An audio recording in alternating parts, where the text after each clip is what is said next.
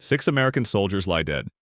Over 30 more remain wounded, some desperately fighting for their lives with shrapnel piercing their bodies and blood still staining the port floor. Yet the man responsible for their protection, Secretary of Defense Pete Hegseth, just sat in that hearing and callously dared to call their surviving brothers outright liars.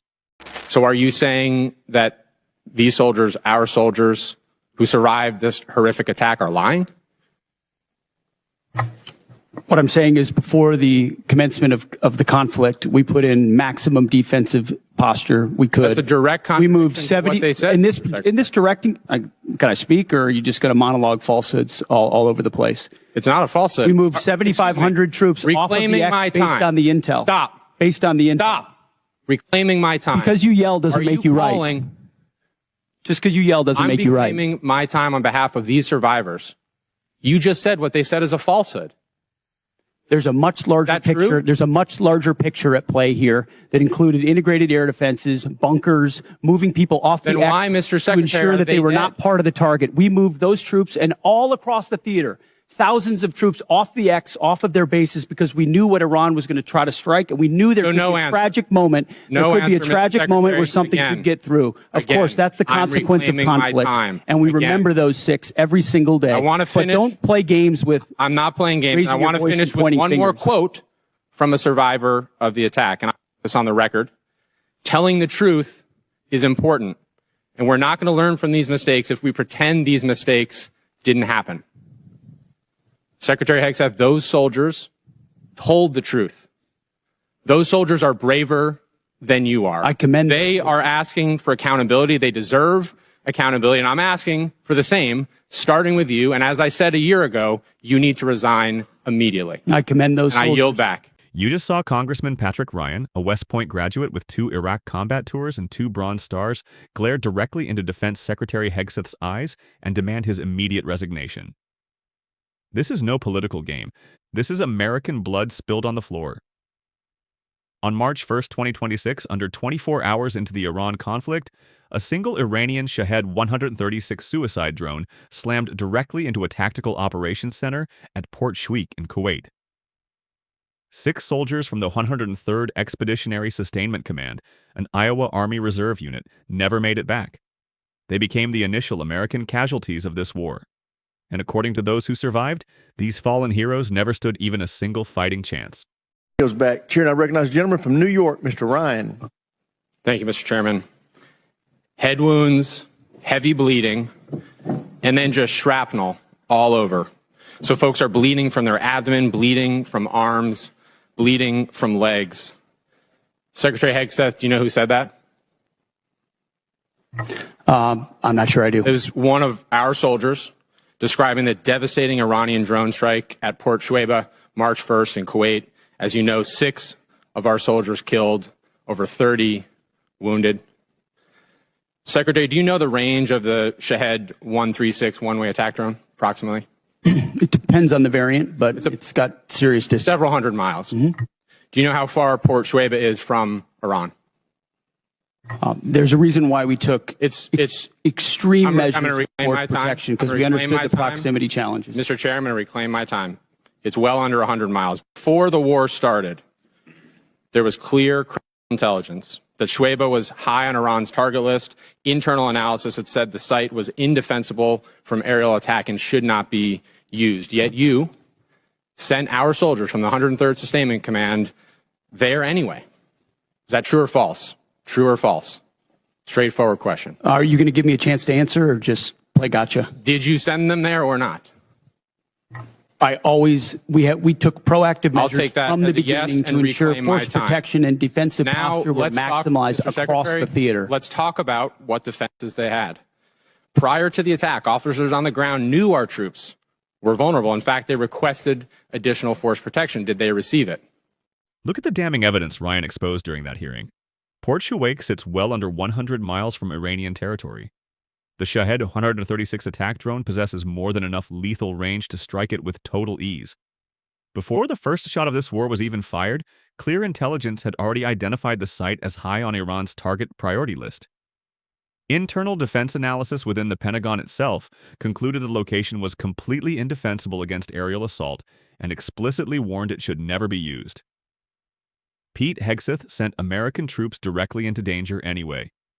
These were not battle-tested special operators backed by layers of heavy defense and rapid reaction forces. These were reserve sustainment soldiers, essential logistics troops from the 103rd Expeditionary Sustainment Command out of Des Moines, Iowa.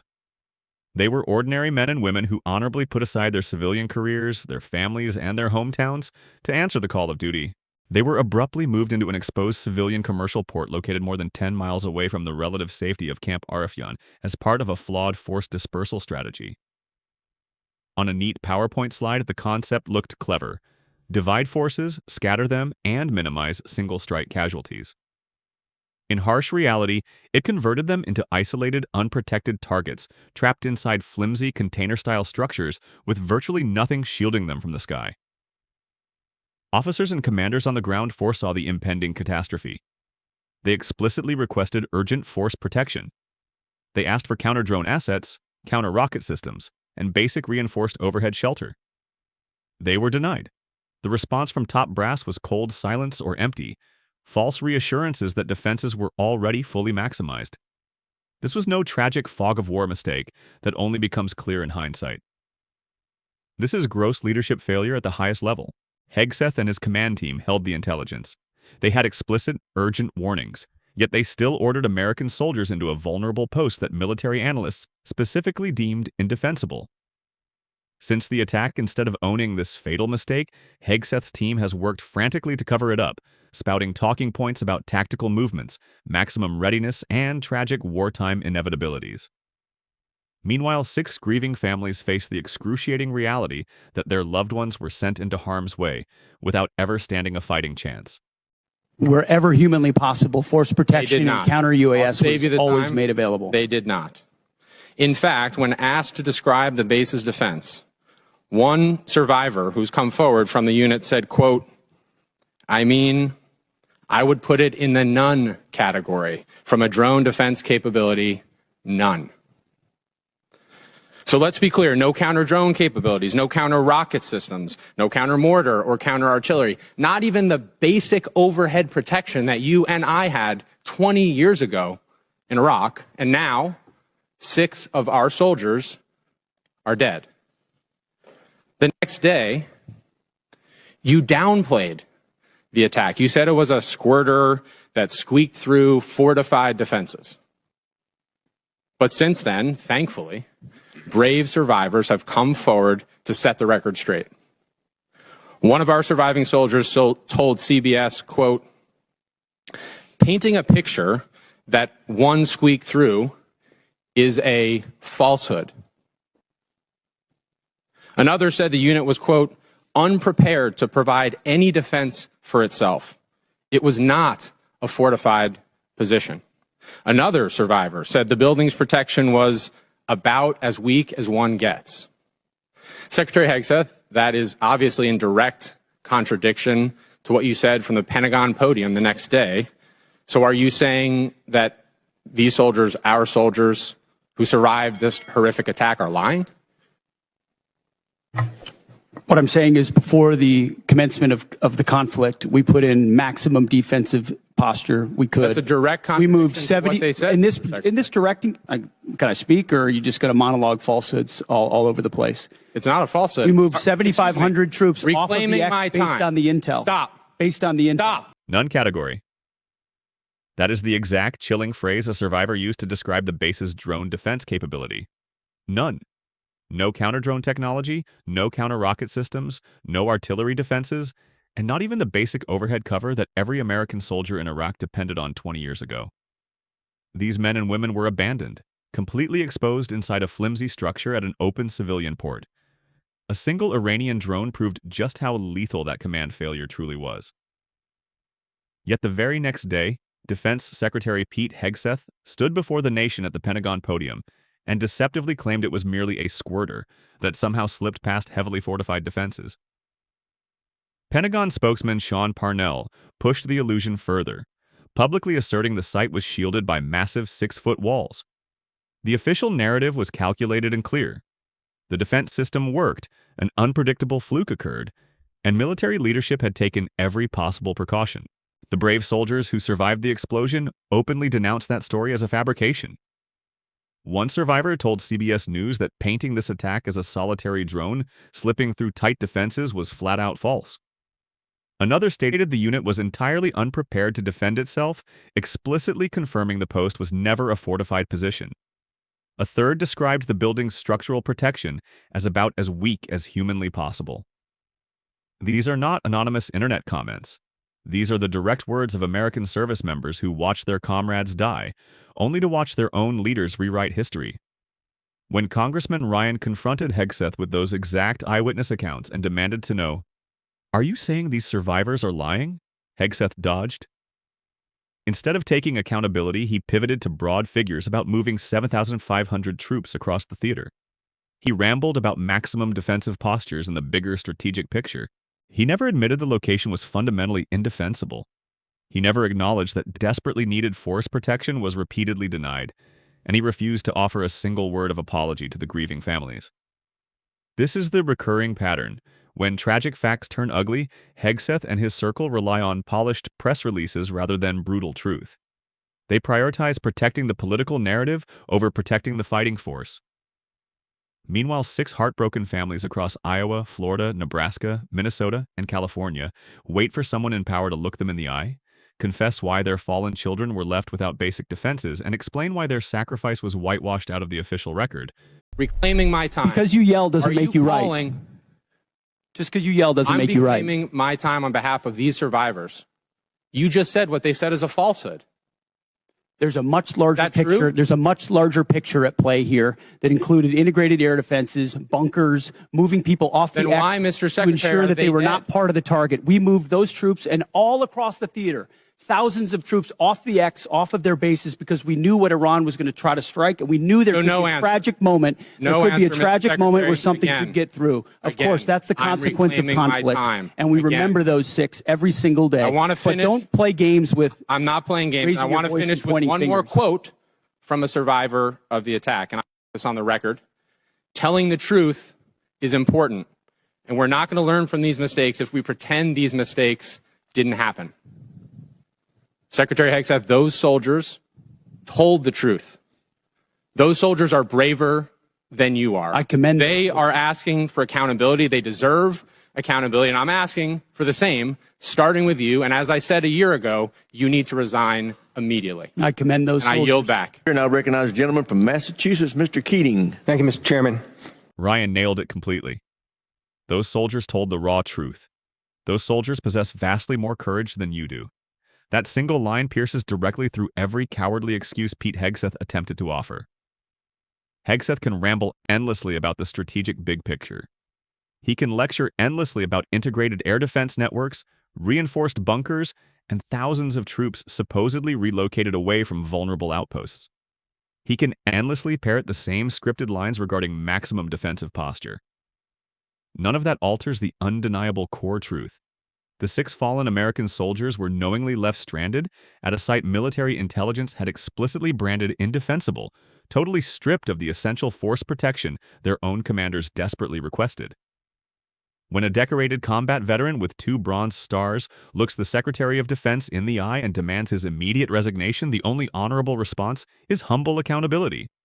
Instead, Hegseth aggressively talked over him, raised his voice, and insolently implied that the traumatized survivors were peddling falsehoods. That disgraceful moment exposed the true character of current Pentagon leadership far more clearly than any polished press statement ever could. It revealed a man far more obsessed with shielding his own political career than confronting the deadly consequences of his actions. This is not merely about one tragic afternoon or one unexpected drone strike. This exposes a toxic culture that has taken deep root at the absolute top. A culture that aggressively prioritizes protecting the political boss, shielding the official narrative, and saving executive careers over safeguarding the lives of frontline troops. When service members perish because high-level warnings were ignored, the leadership's gut instinct is never to accept responsibility. Their immediate instinct is to spin, deflect, and treat the surviving eyewitnesses as political inconveniences rather than truth-tellers. Authentic leadership courageously carries the heavy weight of command. Genuine leadership never hides cowardly behind bureaucratic processes and glossy PowerPoint presentations when the body bags arrive. The survivors demanded accountability. Ryan rightfully demanded it. Hegseth's shameful refusal to provide a straight answer reveals to every serving soldier precisely how little their lives matter to the political appointees currently running the Department of Defense. I want to talk briefly about the current U.S. doctrine and conduct of the administration in a particular event and a series of events, actually. As everybody in the dais and the witness table is aware, the Department of Defense Law of War Manual specifies that any order to kill shipwrecked persons in an illegal order would constitute a war crime. It isn't suggested there's a specific example to show a clear-cut example of what this entails in our own manual.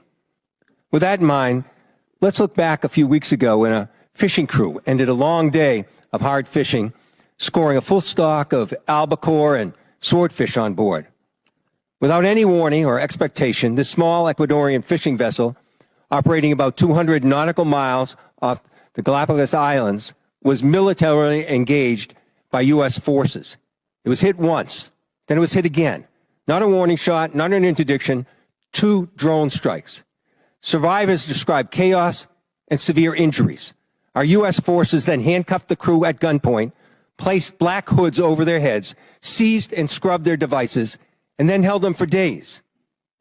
Ultimately, the crew was released, given there was no evidence to support any narco activity or any charges that may be against them. So to recap, we struck a vessel, we struck it again, set fire to it as it was sinking.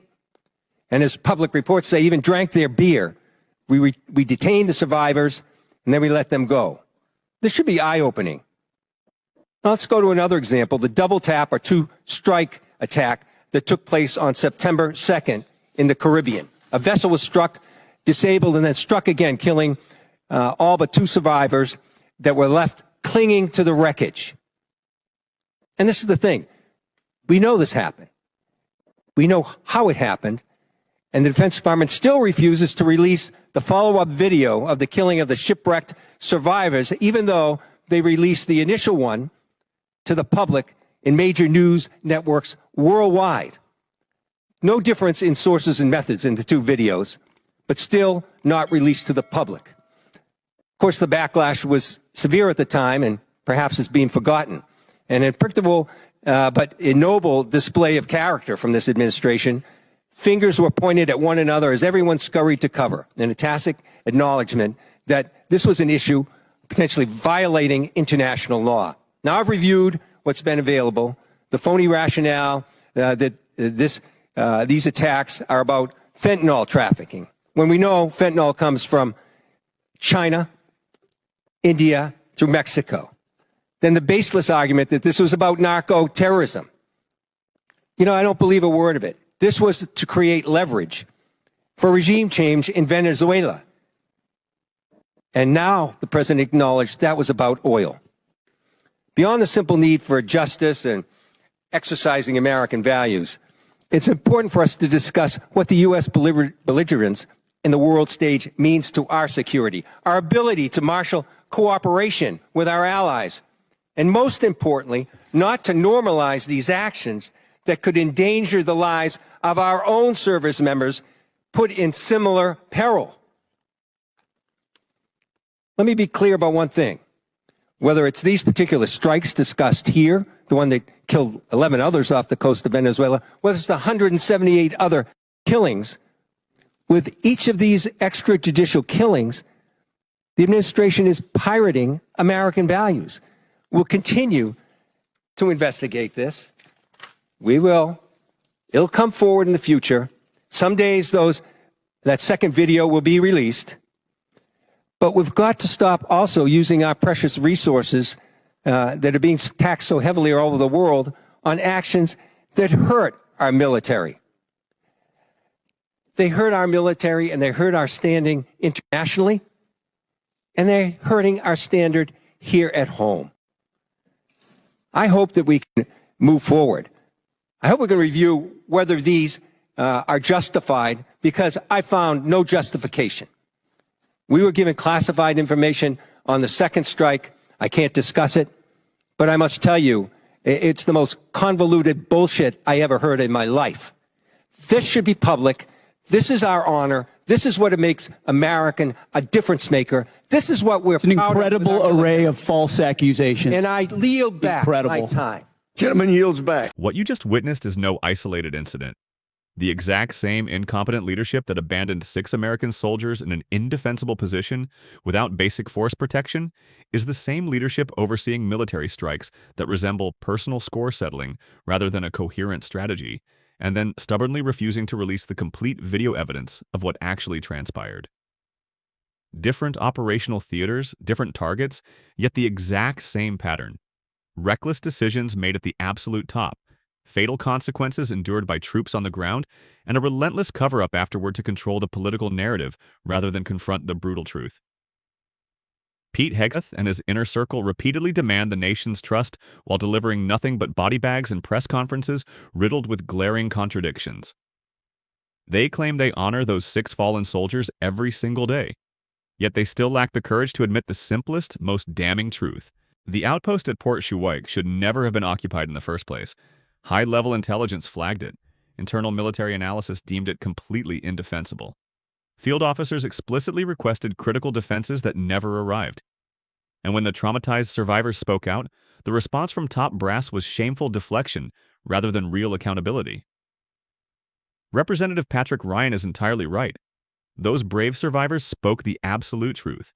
They possess vastly more courage than the cowards who dispatched them into that death trap and then attempted to rewrite history from the safety of a podium. True bravery is not measured by how loudly you defend your own disastrous decisions. It is proven by whether you can stand before grieving families and military members to admit without spin that fatal mistakes were made under your command. Genuine accountability does not begin with another secretive, closed-door investigation that produces a classified report the public will never see. It does not begin with more sanitized, carefully drafted statements regarding the strategic big picture.